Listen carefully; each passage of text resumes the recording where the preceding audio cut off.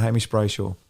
I normally swear on here and act like an idiot. However, there will be no profanity or hyperbole in this letter. These are my honest and bewildered thoughts as a current player and a lifetime fan of the greatest game in the world. Good start. Sucking up there at the start of it. The tribunal and match review panel are single-handedly destroying the game. You are making it impossible to play in good spirit. You're making it impossible to adjudicate, and you're not far off making it impossible to support. Over the past 12 months, this is my interpretation of the rules of the game based on what I'm hearing and seeing coming directly from the AFL. And I'll just read this next paragraph, and that's it, because there's a lot more. Protect the head at all costs, obviously, unless a head knock is the result of a football act. But then it depends on how hard you get hit in that football act, and if the player had any other alternatives. But also the player needs to take into account the potential to cause to harm. But of course, it shouldn't depend on the outcome of the opponent, unless, of course, it does result in a concussion.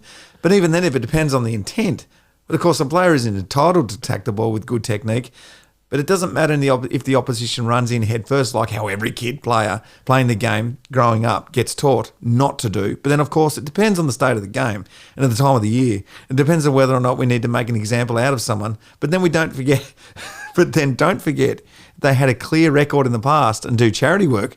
Then obviously they can only matter once and never again, because from now on that doesn't count. And it depends on the player and the team they're on. But really, it all boils down to protecting the head, because we're seeing more players retire from concussion than ever before. But we still let a guy play next week after punching someone in the face in the goal square because it wasn't hard enough to hurt them.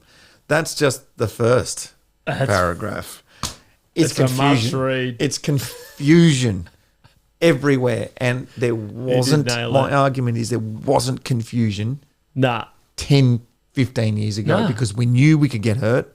And we did things to make sure we didn't get hurt. Now they think they're never going to get hurt, and they don't know how to protect themselves, because the AFL tribunal and the people that are running this game have tried to cotton wool everything so much. Yes. To avoid litigation in the future.